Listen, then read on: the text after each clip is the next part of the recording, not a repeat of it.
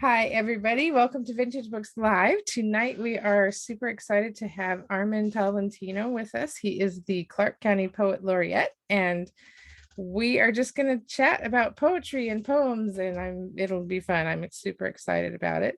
I am going to start with kind of a different question than I normally start with. Usually I start with, tell me about how this book came to be, and we'll get to that. But I'm really always curious how people come to poetry as a form of writing, because I think that a lot of us, when we first get into writing, we think, novels or, whatever. And we quickly learn that, you don't really make a lot of money writing anyway, no matter, unless you're Rick Riordan or somebody. But poetry is kind of its own animal, and it's its own sort of world. And I think it's something that you have to be really passionate about to really stick with, because it is a passion thing. It very rarely becomes like you make your whole living doing it. And so I'm just always really curious how people get to that point where they're like, yes, I want to spend my time working on this because it matters to me. So Yeah, I love that question, Christy, and thanks for having me. It's great to get to talk to a bookseller and one as established and loyal to the community as Vintage. So I'm just grateful to get to spend this time here. And yeah, I think you bring up a question that I ponder all the time in my role as a poet laureate of like, why poetry? Like just in general, why poetry? And uh, I guess like you had said that we believe that maybe people enter writing first by thinking about the ideas of writing like a novel because they're more exposed to seeing novels, right? Or writing short stories because they're exposed to that. But I would make a guess that more people in this world have actually written a poem than they've written a novel. And I would even go that much further to say that they wrote that poem of their own free will. It wasn't just an assignment for school. Um, and I'm guessing most kids, when they first learn how to read, it's what you would call a poem more so than you would call mhm. prose. It's probably in verse form. So, yeah, I think maybe when some people think of themselves as writers, maybe they're thinking about themselves as a novelist or writing in prose, but chances are they've done more writing in verse form, in some sort of lyrical form. Um, and it's because I think it's innate in us that that language is a sound-based communication mode, right? So before we had written words, we had verbal language well Mhm. before. I'm not a historian, so I couldn't Yeah, tell you how yeah. many thousands of years, but I know one of them came first, and it was oral tradition, and oral tradition was always in verse form. Prose Mhm. is a newer thing, so yes, it's new and flashy. I'm not saying it's an NFT or anything like that. I think prose has staying power. I love prose. I write prose too, but verse, actual lyrical verse has existed way longer. So when we think about this idea of how do we get into it, well, for me, yeah, I think I got into it because maybe I had a similar story, Christy, where it's like, hey, I wanted to write novels. I was reading Stephen King, and I wanted to write things like Stephen King wrote. But also, I had just a bunch of feelings and thoughts, and they were easier in some ways to capture in verse. Structurally, I could do more in verse than the structures of a novel could allow me to do with my skill set at that time as a kid. Um, and also, like, if it allows so much range of what you're feeling. So, could you write a whole novel about like how the sun feels this afternoon? I don't know. Maybe you could try it.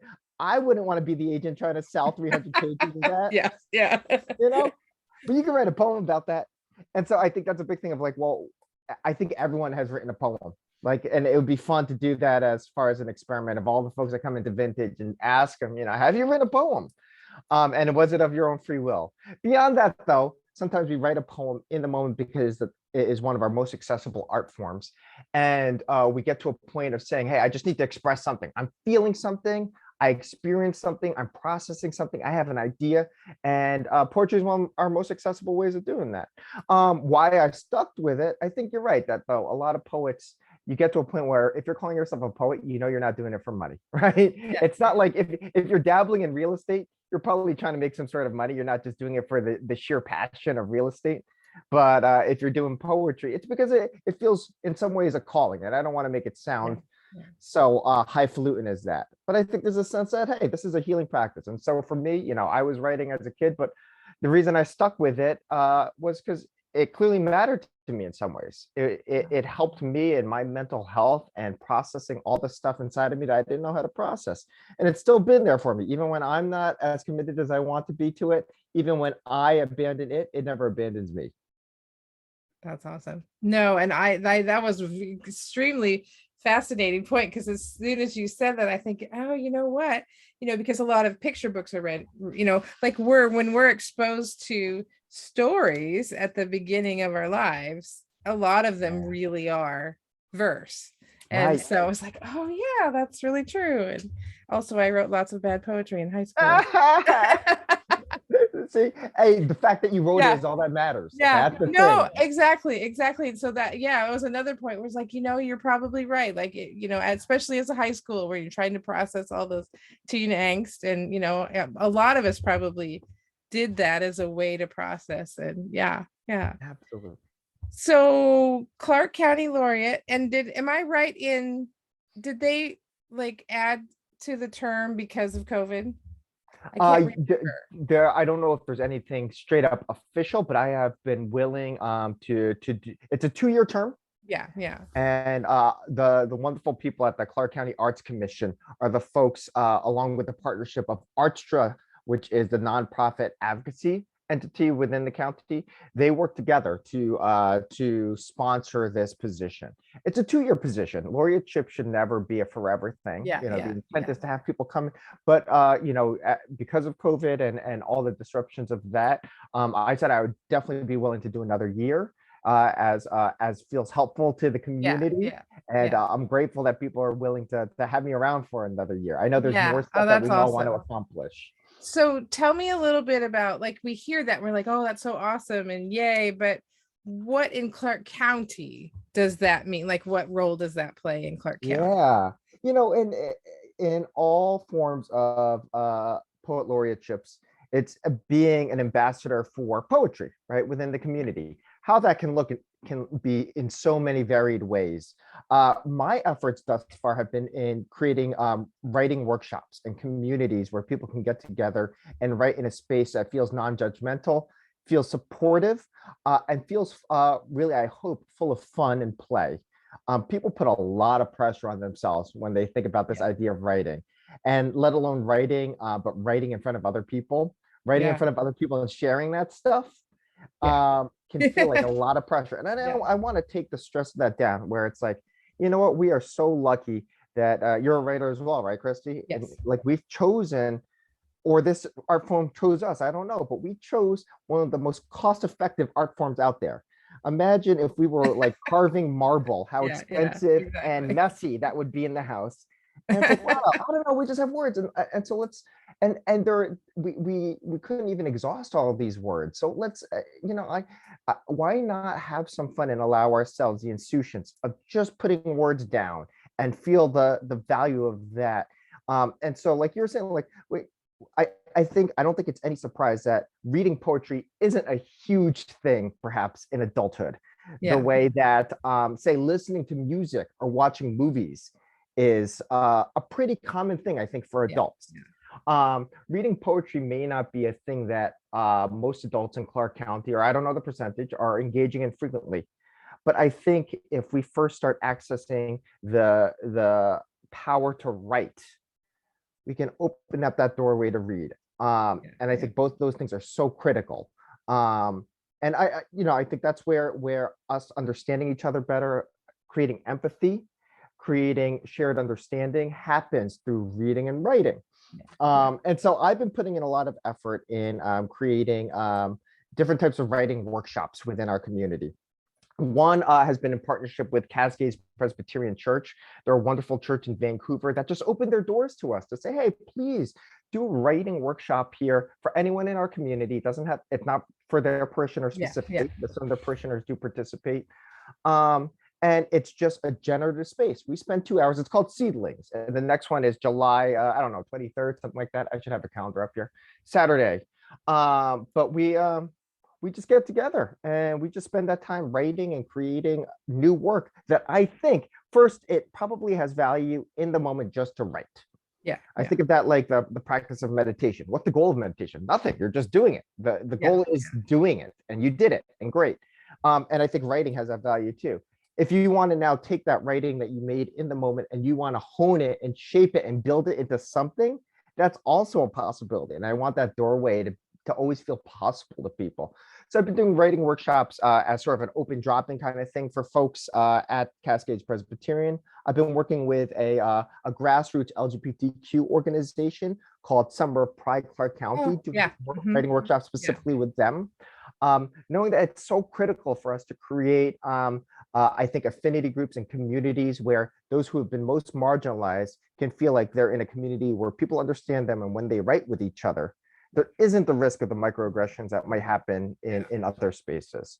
So doing that, and then I'm working with a retirement community called Knights of Pythias, which is really quite cool. I'm familiar with them. Oh, we should partner up, Chrissy. That is so cool. Yeah, my daughter is a dancer, or was in high school, and they did a lot of outreach there. So yeah, I've been there. That's very cool. Chrissy, you and I have to think about, should we tag team this sort of writing workshop? We used to feel like nonfiction, poetry kind of thing. We could do that.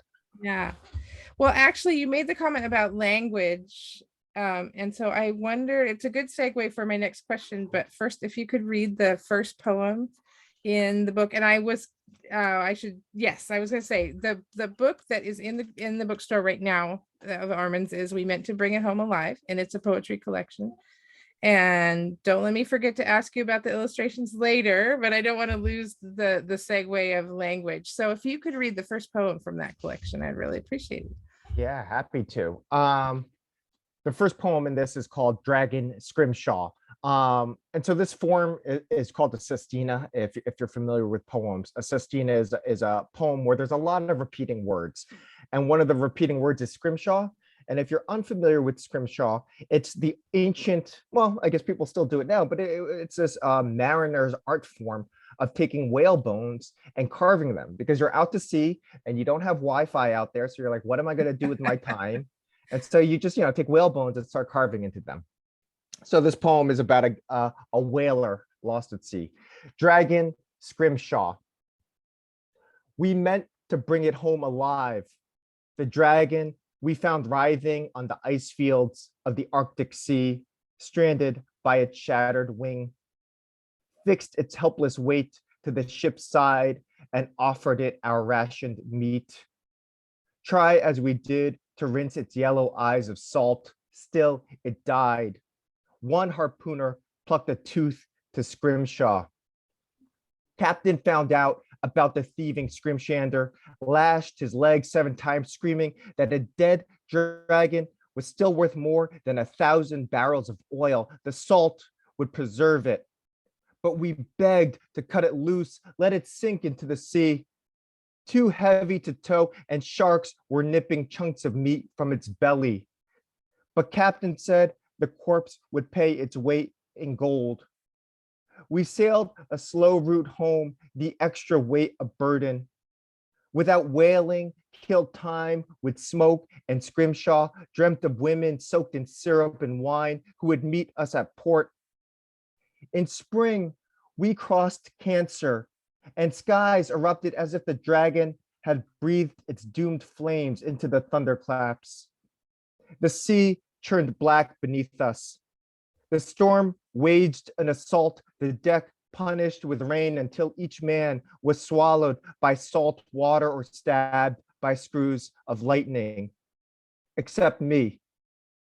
The weight of the first mate's body sheltered me until the heartbeat of the sea slowed to near stillness. I drifted alone and scrimshawed my daughter's name on teeth I pulled from the mouth of the dragon to count each passing day. By 30,000, I'd run out of meat, hardtack, and cod. I sliced the creature's back, cubes of scaly meat I dried on the deck, old gray flesh packed hard with salt. When one day I saw the sun eclipsed by a swarm of dragons, I knew I'd never see my home again. The weight of their shadows smothered me as they crossed heaven.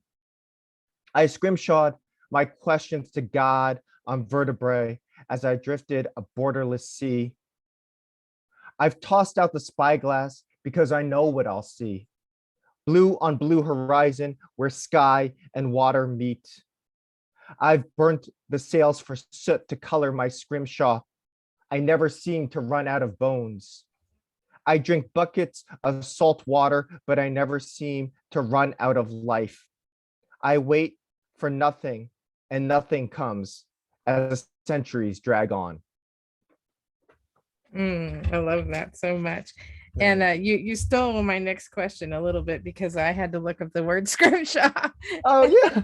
I was like, I don't think I know that one, but I'm always curious, like a collection of words, like, or a collection of works. I'm sorry, a collection of works. I drew the analogy of a music album because I was going to ask, like, how do you decide what comes first? And then I realized that's not really relevant anymore because everybody's buying their music on, Spotify and Apple and whatever. And we're not buying albums per se as much anymore, although I think that's changing a bit now again. Right.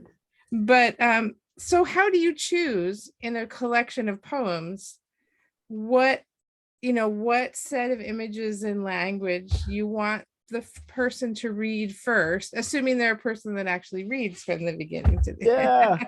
Oh, Christy, I love that. And we're on the same page. I want to hear an album beginning to end in that order because I thought that was on purpose. And I hope it wasn't just because the record company said you had to put, your popular song at track 4. Yeah, and I don't know if that's true anymore, but it certainly was when I was growing up. Like there were very conscious choices of what the order was on the album. So for me, like one of my favorite albums was this album, The Downward Spiral by 9 Inch Nails in the 90s. And it was so structurally brilliant of how the energy and the story and the anguish moves through that whole album. And so it's like you're reading my mind, Christy, because I think about that so much in collections of poems. I feel like, yes, you should be able to flip to any page and find something of interest and not have the context of all the other poems. They should be able to stand on their own. It's not like the chapter of a novel where it's like, oh, you better have read that first chapter or you're not going to understand what's happening at all. But at the same time, it matters to me the order of them. In this collection, it's in 3 sections. And so the first section and the third section, I think, tell a pretty clear narrative. So the first section is about a guy named Spaceboy, and he's lost in space. And so it's poems about his brother who's on Earth, missing his astronaut brother, and his wife, and Spaceboy's wife on Earth, missing her husband, and sort of the way the 3 of them talk to each other without ever actually talking. Right.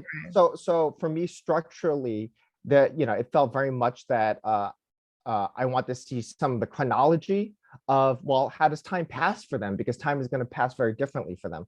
But you bring up this point where it's like I thought the series was done, and then as I was trying to submit it, I kept reading it, because you're going to get tons of no's as you're submitting stuff. And it's like, okay, what do I change this time? What do I change this time? Yeah. And I kept reading. I was like, I knew there was a poem that I kept avoiding writing.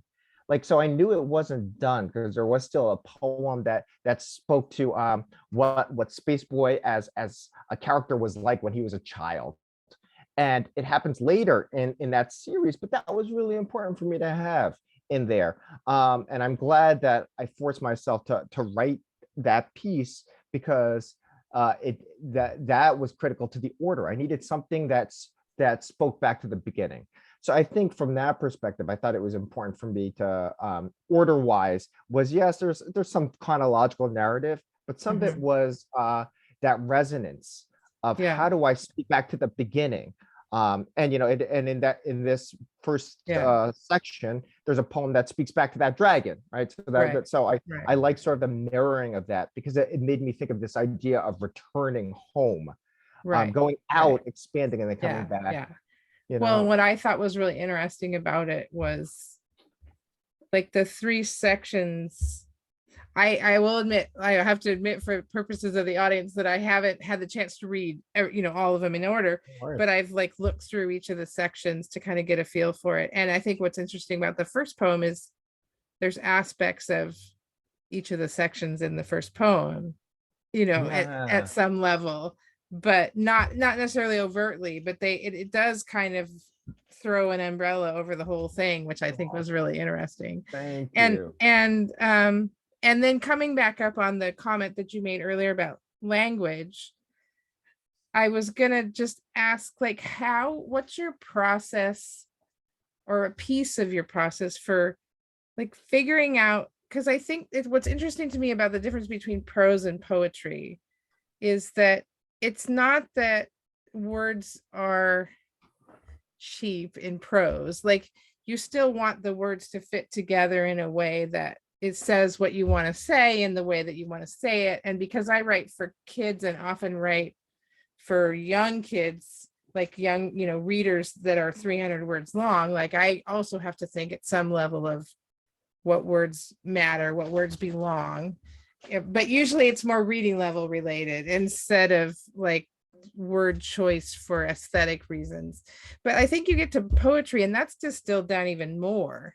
Like, you're really having to think about, does this word belong in this poem? And I'm Yeah. just curious what your process for, is it more organic or is there some sort of like more mechanical process, or is it both that you have to kind of come to, yes, this word stays, or no, this word doesn't fit?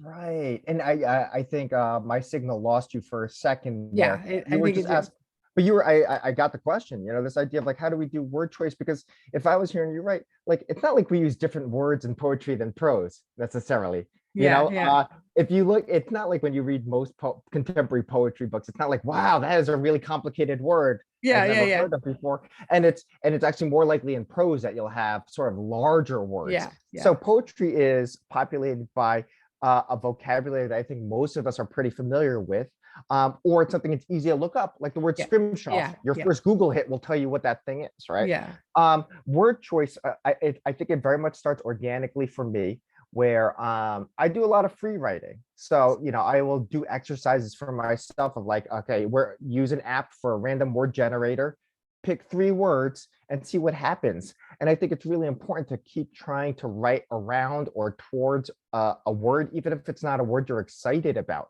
because then you start thinking about all the meanings and ways that word yeah, could be yeah, used beyond your first impulse for that word. And then it also allows you to then play around with sound, because like, like if you say a word over and over and over, it loses meaning, yes, right? yes. So, kids do Or this to yeah, themselves, or if right? you write it over and over and then it Yeah. suddenly looks really wrong. It doesn't look like it because it's transformed in that experience of doing it over and over, but it gives you fresh eyes into what that word is. And it also gives you relationships to other words. Then you're like, oh, that word looks like this other word. I didn't realize they were related visually or sonically. So, I'll just start writing and then, I tend to, I think, have more of a narrative bent than a straight up lyrical bent. So I think stuff happens in my poems Yeah, yeah, versus, other poems might just be really based on sound. I think yeah, there's things happening in my work.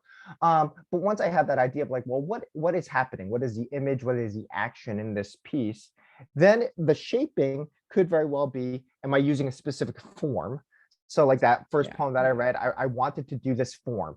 And then that determined for me, well, how long do I want to make the lines? mhm, And certain words are just too yeah, long after a while. yeah, Or yeah, I know I need each sentence or each line to end on this word. How do I do that? And what yeah, words will allow yeah, me to get to that place? What's great about working within form is that structure and parameter just mhm, allows you to not be lost in the wilderness of white space. yes. It's like, Yes, I so do. it's hard writing. And so if Yeah, you're like, you could pick thousands upon thousands of words in any order. And so if you could say, hey, yeah, I'm going to write a sonnet, 14 lines. If I get to that 14th line, I'm done. That's nice. yeah, yeah, It doesn't yeah, have to be great. You just got to the end of it. yeah, That's pretty yeah. cool. No, I actually write a lot of work for hire, and then that's there are very specific parameters of, this many pages, this many chapters, this many words on a page, this reading level. And some people really hate that. Yeah. But for me, it's kind of like, okay, this is a challenge because I want to say what I want to say within these parameters. And I actually Yeah. enjoy that. So yeah. What a cool puzzle. Yeah. And yeah, I think of like I like the idea of thinking of ourselves as writers. I don't necessarily always say I'm a poet because Yeah. I feel like I have written essays, I have written short stories, and I feel like I could access that. And I feel like for those who write predominantly in prose, I don't want them to limit themselves to just Yeah. prose. It's like you Yeah. could write a poem and it Yes. could, and Yeah. it's like we're all using words, and how do we just put them in different Yeah. orders for Yeah. different purposes? Do you read aloud as you're going to kind of get that mouthfeel and how it sounds? And For my own work when I'm writing it, yeah. Yeah. I not in the very like once I have a full first draft, Right. I'll definitely read that out loud. But not as I'm putting all the words down. I'm not, yeah. I'm for a poet, I'm not a very auditory poet, even though I like the Yeah. sound of things. Yeah. So even when I'm reading like poetry collections, I'll always read the first couple poems out loud, and after then, I'm just sort of reading Yeah. in my Yeah. head at Yeah. that point. Yeah. Gonna flip the page here. There we go. One other something else that I noticed is that particularly in that last section, you had like very much like a lot of referrals to biblical verses, which I thought was really interesting. And I'm curious what was your motivation for including the references? Like how did you how are they related? How did you want that to be interpreted? One of the things that one of the poems that I thought was really interesting and related to that, and I don't know if we have time to read it because we're on a 40-minute time limit, so we got about 10 minutes left, but was growing old in the rib cage of extinction. So then maybe that's an incentive. Everybody can go and get the book, and then you can read it because it's really good. Oh, thank you. But there's a lot of references in there which I loved, and I just wondered how that how that came to be that you had those references in there. Yeah, thank you. So I'm Filipino, and predominantly Filipinos are raised not just Christian but Catholic. So Yeah. even though I'm not practicing now, the vocabulary, the traditions of it are really steeped in everything I see. That last section of the book really came to be when I was traveling across the country, finished up grad school and was moving it back here to the Pacific Northwest, and it was during a summer where an online like radio reverend had told the world that the world was going to end. Yeah. Told all his parishioners, and many of them took it very seriously. So there were billboards up, and many of them had sold all their possessions. And it was supposed to end in like May something. And I was in Kansas at the time, and I was like, oh, this is sort of cool. I'll be in the Bible Belt during like the end of the world, and let me do this. And then I had to pause because like, wait, why am I not taking this seriously? Because I know a lot of people who are very faith-based and have a strong sense of faith. And so then I was like, well, and also why, as I'm very big into science, as I know you are. And so it's like, for me, for science, I was like, I love dinosaurs. I love the idea of extinction. And it's like the world has been destroyed 5 times, 5 major extinctions, right? To the point where like 90-something% of the world was destroyed in the Permian one, right? So we know that. So then I was like, well, why don't I believe that the world could be destroyed? And so and so then this is the idea of the language. What is the difference between the word extinction and what's the difference between the word apocalypse? And it's that one is secular and one is non-secular. One is faith-based and one is, science-based. And yet they could mean the same thing. So that series really came about with me thinking through what these explorations could be like for someone who believes in the apocalypse and someone who believes in extinction. Interesting. I love that. That's so interesting. And then one more thing, I think we have like 5 more minutes, but I did not get a chance to write down the name of the first section, other than Spaceboy. So I don't remember the full Welcome name. Home, Spaceboy. Yes. The first section. And then the second was a week's pay lost at the lizard fight, which I was just like, oh my gosh, that is very evocative. I'm like, what? I need to read this. And then the hard hand of cataclysm. I can't read my writing.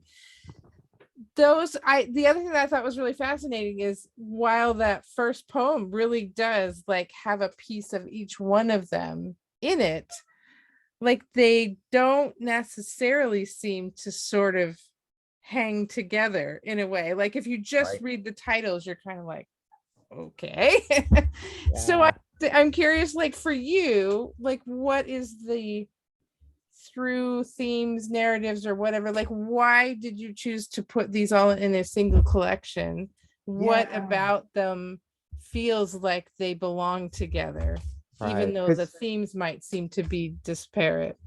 Right, because people, it's not wrong per se to be like, hey, here are all the last 60 poems Yeah, I wrote, yeah, and I'll put exactly, those together. exactly. But for this collection, that didn't feel cohesive. I think the through line for me, like you're saying, the three sections don't speak to each other directly, but I think the through line of all of them are sort of misfits, Yeah, just doing not really like just not doing great in this world. And so what I wanted to explore was the idea that things should be so surreal and weird and fantastical, and mm-hmm. also so boring and so like down on your luck. And so Yeah, yeah, I think about that, like looking at the surreal in a very mundane way, and hopefully also looking at the mundane with real wonder as well. yeah, yeah.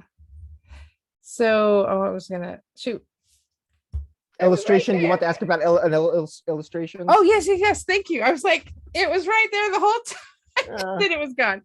they're cool. I didn't make them. They are Okay, I very was cool curious because I couldn't illustrations. find the name of an illustrator, but they did such a good job with Yeah. the like putting stuff Alternating on a current page. press. They do beautiful books. I'm just grateful to be part of their stable, because they have some Yeah, amazing books out yeah. there. The cover in particular, I was just like, oh my gosh, this is such a great cover. So I think, yeah, we pretty much covered it and we're just about out of time. Like, so do you, maybe one last question for you are there any poets that you really love to read that either influenced you or you just enjoy their work? So Yeah. people can come to the store and get your stuff and maybe a few others too. Yeah. Yeah, too many, but one Yeah. that you can't go wrong with, Ada Limon. I'm sure many of your patrons already have seen her work, but Ada Limon, Limo accent N, Yeah. is amazing. The poet Tayimba Jess has some amazing work, especially around forms, and looking at like sonnets and cool stuff like that. But How do you spell that? Tyehimba, Tayimba, and last name is Jess, Jess. Ooh, that sounds cool. Yeah. But you know what? I think one of the greatest joys is just grabbing a random collection of poetry, Yeah. Yeah. an anthology, flipping through it and finding something that you love that you weren't expecting to love. Yeah. Yeah, that's what places like Vintage can make happen, Yeah. that you really just can't do at online bookstores per se. Yeah. Yeah. All right. Thank you so much. This was so much fun. What a pleasure. Thank you so much, Christy. Thank you, Vintage Books. I look forward to doing more with you all in the future. All right. Have a good night. Take care. Bye-bye.